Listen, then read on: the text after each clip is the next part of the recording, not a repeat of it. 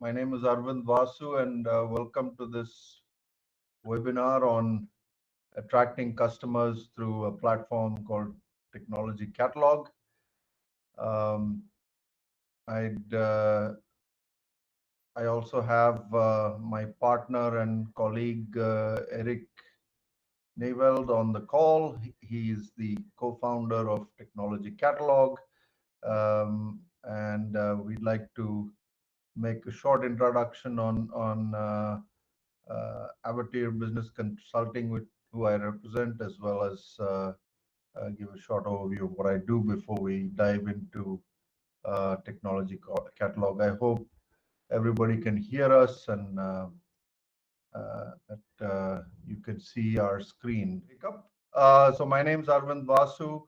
My background is I've had a long career, among others, at a company called ABB, where I work both on the business side in process automation and robotics, and also in the recent years at Technology Ventures, which is the venture capital arm of the group. Today, I run an independent consulting firm called Avatyr Business Consulting. My background is both in India and in Sweden, as is my education. I'm an engineer by education, and studied both here in India in the south at NIT Trichy, as well as Chalmers University.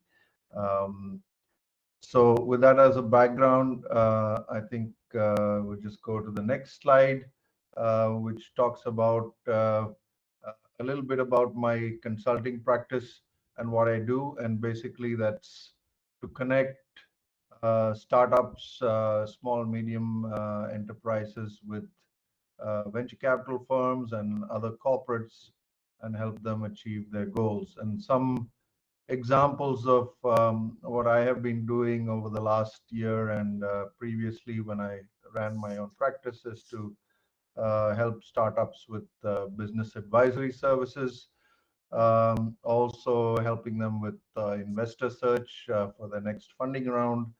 I can, for example, help build pitch decks that look professional and appeal to investors, and help with business connects. I am also currently connected to a number of innovation programs, both corporate as well as VC fund-based programs. One of them is Cineleap, which is the ABB Innovation Hub.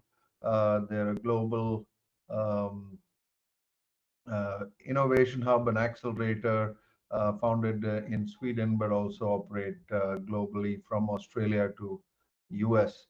I also work closely with the Shell E4 program in India, helping them select startups and advising startups who are part of the program in go-to-market or business strategy and others. And there's a third program in India called Supply Chain Labs, which is started by Loomis Partners, who are an investor. Apart from representing Technology Catalog, both in Sweden and in India, which we will talk more about, I also represent another technology catalog called How to Robot, which is purely a robotics marketplace. So that should give you a little bit of a background as to what I do as a consultant, apart from the time that I spend working with Technology Catalog. So next, I'd like to just take up the importance for a lot of startups from India who have been asking us, how do I scale up overseas? What should be things that I consider? How do I find new customers? And of course, if you have the potential to scale, you can get global acceptance for your product or solution or service. And sometimes, especially if it's a digital solution, the value for your service or solution is appreciated much more in markets like Europe or the Americas, And one example would be IoT or data analytics based solutions that are typically coming from startups who are very good at that in India. And having a base outside India also provides an opportunity to attract other investors who are based overseas and find it perhaps easier to invest in your company. So those are some drivers for thinking of being global and scaling up globally. And on the next slide, I can talk about some of the startup hubs. I think we just skipped two, but there are some examples of startup hubs in Europe. These are examples of a few countries who are um, startup friendly. And I'm not saying that they are the only ones, but a lot of these countries like Ireland, Sweden, Norway, UK, Netherlands, etc., have English as a language. It's possible to communicate in English, and that's probably easy for startups from India to get started. They've also been established as startup-friendly ecosystems. So I'm in fact helping a couple of startups in their journey to start a subsidiary overseas or open an office in Europe for various reasons. So that is just to illustrate a few of the other things that are going on. So that's an overview of what I do, and I think uh, one way to certainly uh, be able to find new customers overseas is the example of the global digital marketplace that technology catalog provides, because you can actually, depending on your vertical, your application, and industry, find customers abroad very easily rather than having to travel, visit fairs or exhibitions, or try other means of getting in touch. So we're going to spend the next 15-20 minutes talking about that, and I'd like to now hand over to Erik Nijveld, who will take it from here. Thank you. Thanks, Arvind, and I'll share my screen in a second. I would like to highlight, if any one of you has any questions, you can type them in the Q&A box on the left-hand side. So we will leave time for Q&A at the end. But of course, also, if you have any questions following this webinar, we will be more than happy to answer those. So let me share my screen, and I'll share 3 slides, and then I would like to give you a demo of the platform. So if correct, you can see my screen. And perhaps Arvind, if you can confirm that you can see it. We can see it. At least I can. Yeah, and then the same should go for the participants. So a bit of background about myself. I started technologycatalog.com in 2018. And before that time, I was at Shell for about 20 years, essentially always in roles related to getting novel and proven technology deployed in Shell's assets. So in the last role, I was technology deployment manager, responsible for getting technologies in Shell's assets globally. And yeah, over the years, we got better and better at getting technology deployed and replicated. And at some point in time, we all started to think, hey, why is there not a platform out there that can help end users to find the most relevant technologies, but also a platform that gives suppliers and the possibility to create visibility for what they do. Because you often hear about not just the energy industry, the same goes for other industries, but certainly in the energy industry, you often hear that the industry is a bit risk averse or conservative. But my own experience over the years has been that people are keen, but they often don't know what's out there, who has used what, and who can help them. So certainly the platform that we have now with technologycatalog.com, it builds on the experience over the years. what works and what doesn't work, and what's important to get technology going. I'm a mechanical engineer by background, also did an MBA, and actually before Shell, I also worked at a steel company for some time, which is now called now part of Tata Steel. So the platform, which I'll show to you in a minute, it's a three-sided platform. It gives suppliers the opportunity to create visibility towards potential buyers. It helps end users to select and deploy the right technology to improve performance and to replace conventional ways of working with a new way of working. And there's a third group of tech experts that can support the ecosystem, can support suppliers as well as end users with getting the technology used. And before I show the platform itself, a couple of numbers that you see here. So by now we have a very large user group around the globe.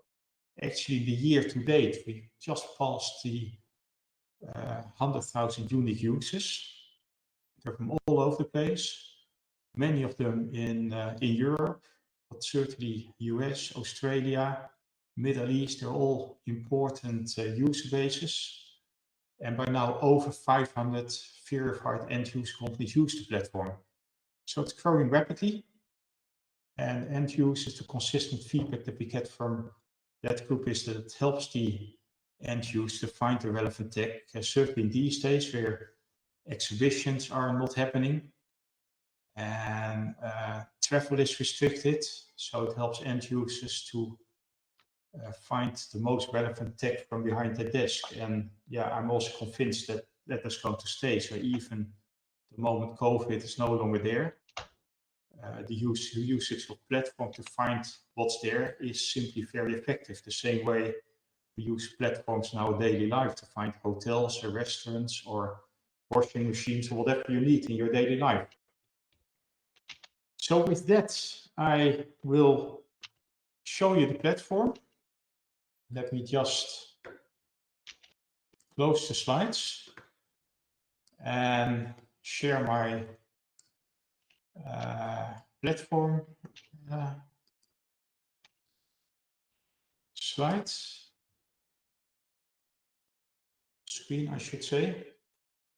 So you should now be able to see the screen again, but now with the platform. Can I just quickly get your confirmation, Arvind, that you can see it? Yes, it's visible, Erik. It's visible. Yeah. You said it is visible, right? Yes, yes. Yeah, excellent. So what you see here is the homepage of the platform. You can easily go there by typing in technologycatalog.com in the browser. And from here you can start browsing as an end user. As an end user, you can find relevant technologies. So you can select your industries. You also see a couple of metrics here showing the growth. From here you can select the industry of choice, renewables, mining, oil and gas, which contains many technologies that are already used in the oil and gas industry, and many of those also apply to renewables. And as a supplier, if you have a technology for oil and gas, it would fit under here. But equally well, if it also applies to other modules that you see on the homepage, it would appear in both. So for example, if you have a technology for wells, it may apply to indeed oil and gas, but it could also apply to geothermal, which appears under renewable energy. And from here you can start to go and browse through the platform as a user. And you can click on technologies that you like, also use the filters. And these filters, the text, those are provided by the supplier. So the text determine where you show up. After a couple of clicks, the system would ask a user to log in. That is still free of charge. From here, people can create an account. I already have an account, so I can log in. But every entry for a technology has a similar structure, such that an end user can quickly say, hey, this is an interesting technology. I want to know more, or it may apply to my business, or it may not apply to my business. So by having it in a consistent way, the same way that a site that gives you an overview of hotels, always structure the hotel information in the same way, such that you as a user can quickly decide, hey, this hotel that I can consider staying in, or this hotel I would not consider. So it helps the quick decision making. And all this information that you see here on this page is provided by the supplier. And if an end user is interested in your technology, they can contact you directly. So as a platform, we are not standing in between the supplier and the end user. The contact can be made directly. Where needed, we can facilitate, but in principle, people are being contacted directly. And also, if there would be a contract, it would be directly between the supplier and the end user. And I would also like to emphasize, as a platform, technologycatalog.com, we also don't work on commission basis. So as a supplier, you can choose from different subscriptions on the platform. So the moment you're interested in having your technology on this platform, you can choose from different subscriptions, and I'll share that with you in a moment.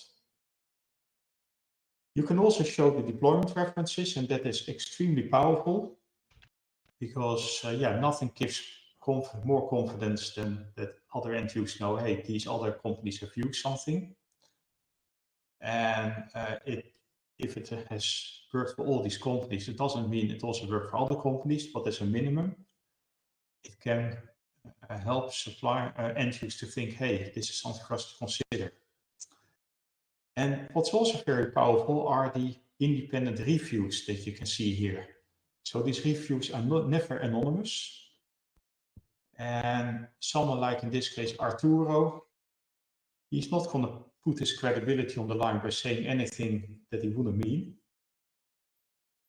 So it helps in the end user in the decision making, but it also helps you as a supplier. If you have people in your network that have positive experience with your technology, you can approach them, and by having their review on the page, it gives credibility to your product.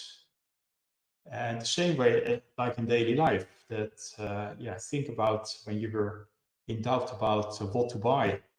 If friends would tell you, hey, thumbs up, that's a great product. Yeah, that really weighs in. It helps in your decision making. And exactly the same goes here. It says supply, you can use it to your advantage. And you can approach people in your network and say, hey, can you please write a couple of lines about our product? And very often people are prepared to do so. And such a review, or you can even say it's, in some cases, it's a comment. It doesn't need to be long. It can be as simple as a bond line saying, I have positive experience with this, or great technology. It is similar to a technology for which I've written a SPE paper or a paper for another industry organization. And so use it to your advantage. And sometimes we do get the question, hey, what to do when less positive reviews come in? Well, first of all, a review is never posted immediately. You always get a chance to see it first. If the review is not reasonable, it will not be posted, or we will ask an independent expert to give his or her opinion. At the same time, even when things did not work out perfectly, it's good that it's written out so you have a chance to comment on it and say, yes, in this particular instance, the technology was still very immature. It was a trial, and we've learned from it, and we have made these and these improvements, and with that, it works. And so it's important at least to be able to show you the audience all the progress that we made. But in reality, and that's pretty much how the system works, you can say, the reviews that you get, are mostly, say, positive. If people feel negative about it, they will be less likely to openly state the opinion. But use those positive reviews to your advantage in combination with the deployment references. And the way end users look at this is that if you're not able to attract any review, that to an extent also tells the story a bit. So use the reviews to your advantage and attract the reviews, and that way give credibility to your product. And the last thing I want to say about the reviews part is that even if you have novel technology that hasn't been deployed anywhere, you can still attract reviews. So even if a technology is under development, you can ask the opinion of independent experts out there to say, hey, can you say something about our development? And again, that helps you to gain momentum. So that about the reviews. Let's go back to the homepage. Add your technology is actually very simple. You can just press the button, add your technology. Let me log out for a second again, the moment, and go to this page first. The pricing, as we start from 0, so you can add one technology for free. Give it a go. If you like it, you can easily move to the next subscriptions. And the moment you click on there and picture your choice, you will be led through the process. So you're first being asked to create an account for the overall platform. And you can step by step go through it. If you have any questions, of course, we would help you. And but it is pretty straightforward. As the first step, you can choose what your role is. Are you a supplier, or do you have one of these other profiles? But if you're a supplier, you can click this one. And the system, after filling out all the fields, it will guide you step by step through the process. And the moment you've selected your role and also selected the subscription package that you of your choice, you get all the tools to create your technology page, but also keep it up to date. So whenever there's an update, whenever you have a new feature or a new deployment reference or other things, you can add the information yourself, and such that the end user at any moment in time has access to the last information. So with that, I would like to open the floor for Q&A. I see one question coming in, and let me read it out loud. Can we see who viewed our technology? Can we contact them?